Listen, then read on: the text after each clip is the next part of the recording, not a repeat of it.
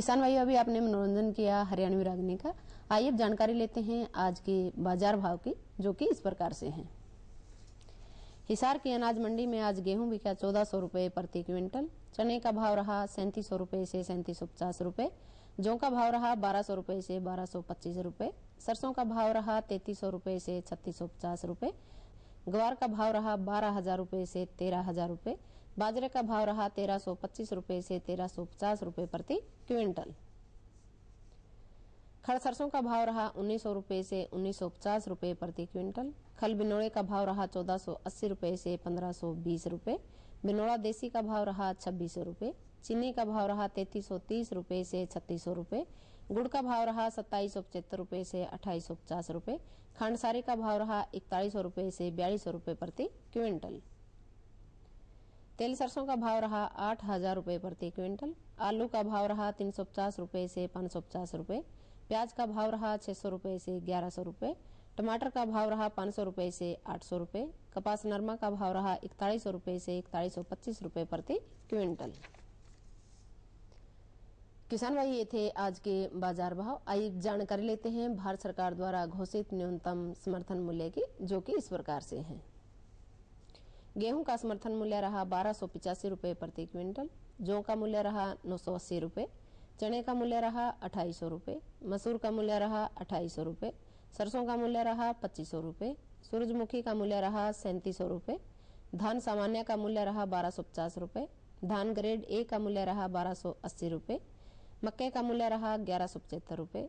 ज्वार का मूल्य रहा 1500 रुपए और बाजरे का मूल्य रहा 1175 रुपए प्रति क्विंटल।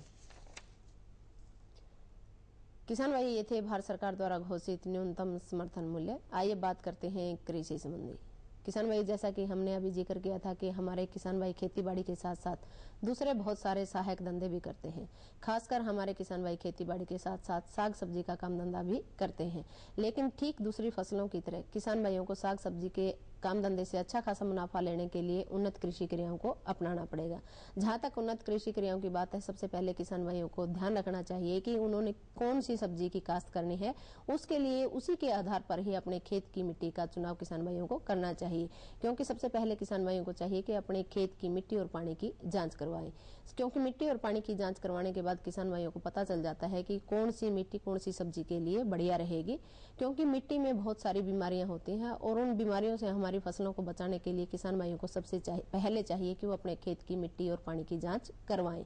इसके बाद किसान भाइयों को ध्यान रखना चाहिए कि जिस जगह पर वो साग सब्जी का काम धंधा कर रहे हैं तो उससे कितनी दूरी पर हमारी मंडी है। क्योंकि सब्जी को मंडी में ले जाने के लिए परिवहन की व्यवस्था का होना भी बहुत जरूरी है। इसके बाद किसान भाई चाहिए कि हमारे खेत में, यानी कि हमारी जो साग सब्जी है उसमें हमें कितनी मात्रा में खाद और पानी की मात्रा डालनी है। इससे पहले किसान भाइयों को जो भी नजदीकी कृषि अधिकारी है उससे अच्छी तरह से अपनी खेत की जांच करवा लेनी चाहिए। क्योंकि कई बार हम देखते हैं कि हमारे किसान भाई आवश्यकता से अधिक खाद का प्रयोग अपने खेतों में कर लेते हैं और वो अपने खेतों में प्रयोग करने के लिए किसान भाइयों को इसके लिए दो चीजों का नुकसान उठाना पड़ता है। एक तो किसान भाइयों को अच्छी पैदावार नहीं मिल पाती, दूसरा किसान भाइयों को धन की हानि भी उठानी पड़ती है। तो किसान भाइयों को चाहिए कि अपने खेत में उतनी ही खाद की मात्रा का प्रयोग करें जितनी की जरूरत है। क्योंकि आवश्यकता से अधिक खाद की मात्रा भी हमारी फसलों के लिए नुकसानदायक रहती है और आवश्यकता से कम खाद की मात्रा भी हमारी फसलों के लिए नुकसानदायक रहती है। इसके बाद किसान भाई बात आती है सिंचाई की। क्योंकि हम देखते हैं कि हमारे किसान भाई कई बार आवश्यकता से अधिक सिंचाई का प्रयोग करते हैं या फिर कई बार जितनी सिंचाई की हमें जरूरत पड़ती है उससे भी कम मात्रा में वो सिंचाई का प्रयोग करते हैं। ये दोनों स्थिति हमारी फसलों के लिए नुकसानदायक सिद्ध होती है। तो किसान भाइयों को चाहिए कि जितनी की जरूरत हो उतनी ही अपने खेतों में वो सिंचाई करें। किसान भाई, ये थी कृषि संबंधी जानकारी। अगर कृषि से संबंधी आप हमारे पास कोई सुझाव भेजना चाहते हैं या कृषि से संबंधी हमसे कोई सलाह लेना चाहते हैं तो हमारा जो पता है वो इस प्रकार से रहेगा। किसान कार्यक्रम, दूरदर्शन केंद्र, सेक्टर 13, हिसार। और हमारी जो ईमेल आईडी है वो इस प्रकार से रहेगी ddkagrinews123@gmail.com।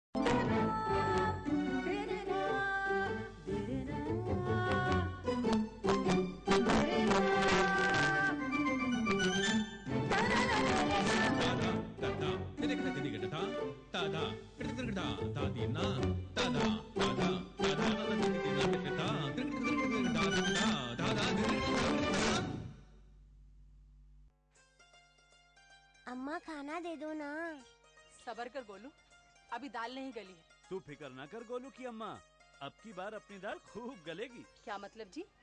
अब की बार NFSM के तहत दाल की पैदावार को बढ़ाने के तरीकों को दिखाने के लिए देश में 1000 क्षेत्र चुने गए हैं, जिसमें हमारा इलाका गया है। पर इससे हमें क्या फायदा?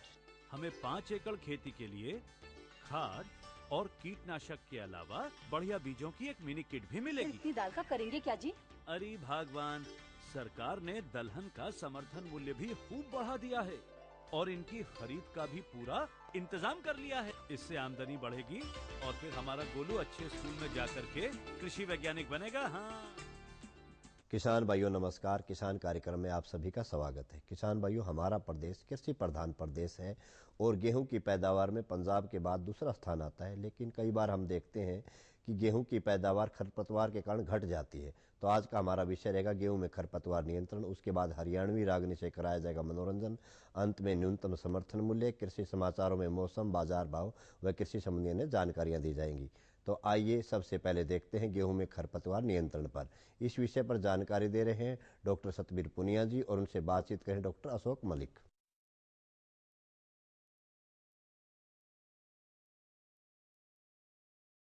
किसान भाइयों, गेहूं हरियाणा में रबी की एक मुख्य किस्म है तथा लगभग 22 लाख हेक्टेयर में हरियाणा में इसकी काश्त की जाती है।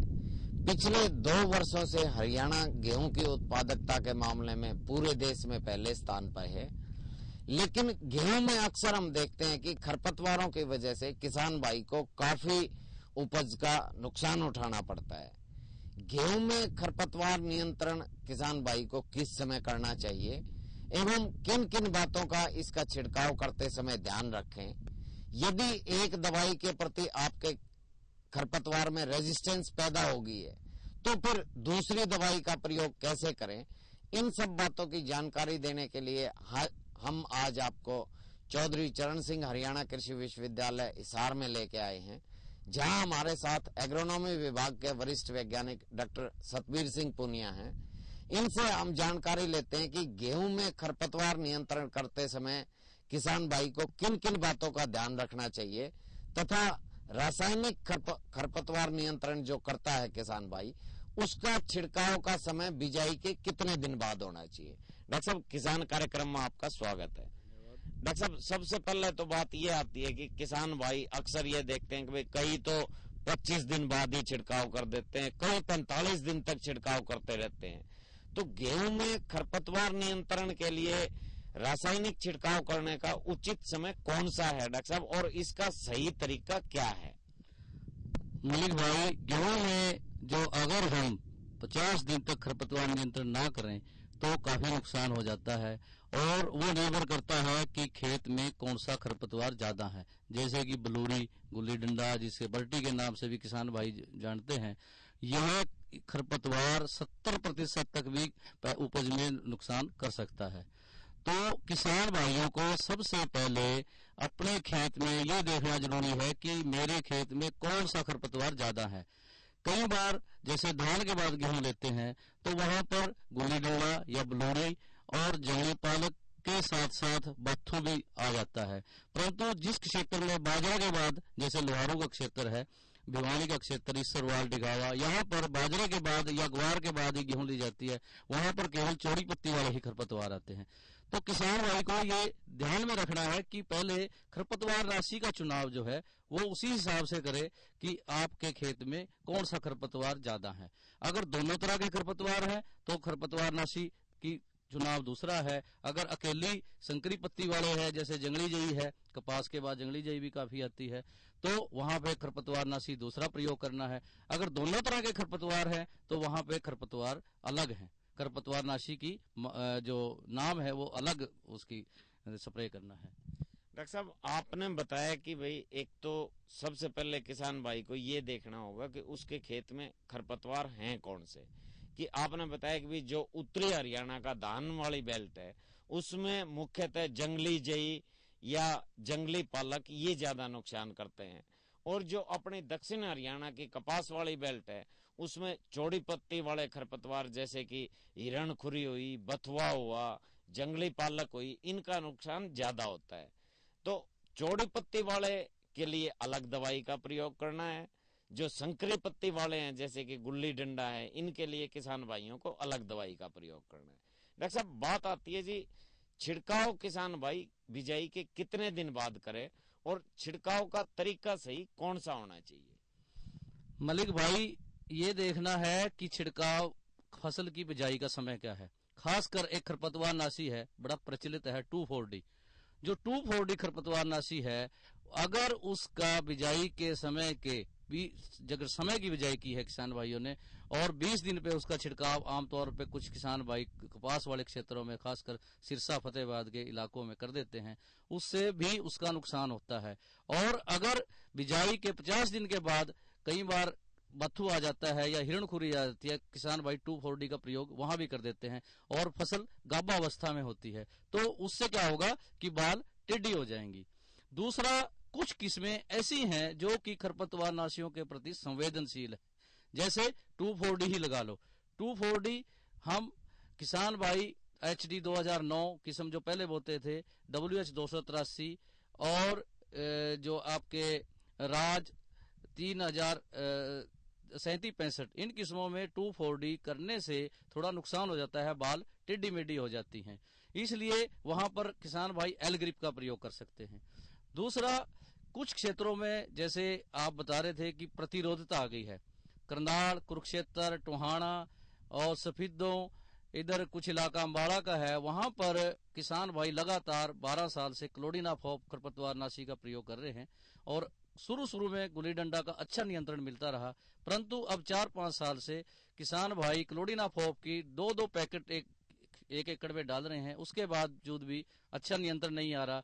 वहां पे क्लोडिनाफॉप नाम के रसायन से प्रतिरोधता आ गई है गुल्ली डंडे में, इसलिए उन क्षेत्रों में हम सिफारिश करते हैं कि अटलांटिस, एक अटलांटिस खरपतवार नाशी है जिसमें मीजोसल्फ्यूरोन प्लस आइडोसल्फ्यूरोन होता है, उसकी 160 ग्राम मात्रा बिजाई के 30-35 दिन के बाद प्रयोग करें। और अगर अटलांटिस नहीं मिलता है तो दूसरा टोटल, जिसके अंदर सल्फोसल्फ्यूरोन है और मेटसल्फ्यूरोन मिला हुआ है, उसकी 16 ग्राम मात्रा प्रति एकड़ प्रयोग करें। और अटलांटिस में किसान भाइयों ने ध्यान रखना है, देखो जिस खेत में हम खड़े हैं यहाँ पे थोड़ा गिल्ला है, कई किसान भाई जल्दबाजी में गिल्ले में स्प्रे कर देते हैं, उससे उल्टा नुकसान हो जाता है, गेहूं की बढ़वार रुक जाती है, गेहूं के फुटाव कल्ले नहीं फूटेंगे, इसलिए अटलांटिस के प्रयोग के बारे में थोड़ा ध्यान